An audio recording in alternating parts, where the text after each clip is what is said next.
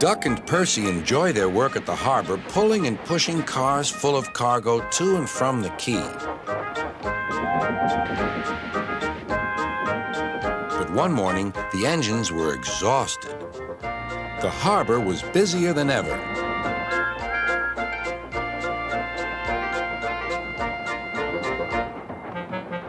Sir Topham Hatt promised that another engine would be found to help them. "Huh, it's about time," said Percy. "I ache so much I can hardly get my wheels to move," agreed Duck. They waited for the engine to arrive.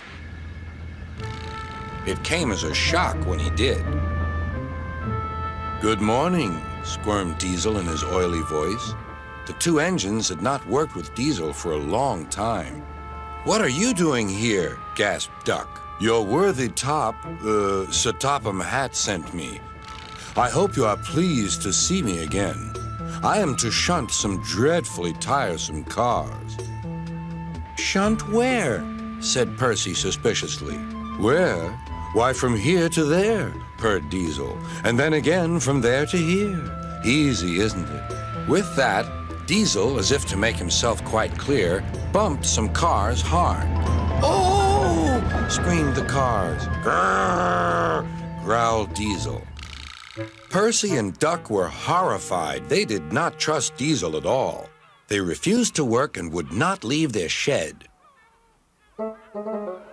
Sir Topham Hatt was enjoying his tea and iced bun when the telephone rang.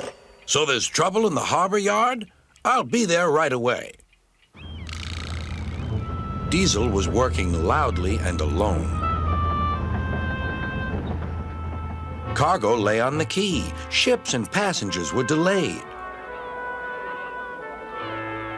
Everyone was complaining about Sir Topham Hatt's railway. Percy and Duck were sulking in their shed. "What's all this?" demanded Sir Topham Hatt. "We're on strike, sir," said Percy nervously. "Yes," added Duck. "Beg pardon, sir, but we won't work with Diesel, sir." "You said you sent him packing, sir." "I have to give Diesel a second chance," replied Sir Topham Hatt. "I'm trying to help you by bringing Diesel here. Now you must help me. He was the only engine available." Percy and Duck went sadly back to work. Next morning, things were no better. Diesel's driver had not put his brakes on properly, and Diesel started to move. He went bump straight into Percy.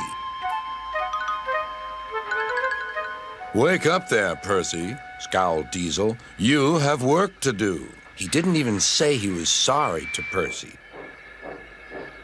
Later, Diesel bumped the cars so hard that the loads went everywhere. "What will Sir Topham Hatt say?" gasped Percy. "He won't like it," said Duck. "So who's going to tell him, I wonder? Two goody-goody tattletales like you, I suppose?"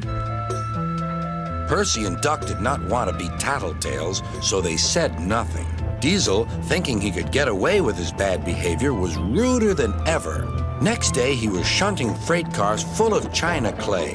He banged the cars hard into the buffers, but the buffers weren't secure. The silly cars were sunk. Sir Topham Hatt heard the news. The cars were hoisted safely from the sea, but the clay was lost. Sir Topham Hatt spoke severely to Diesel.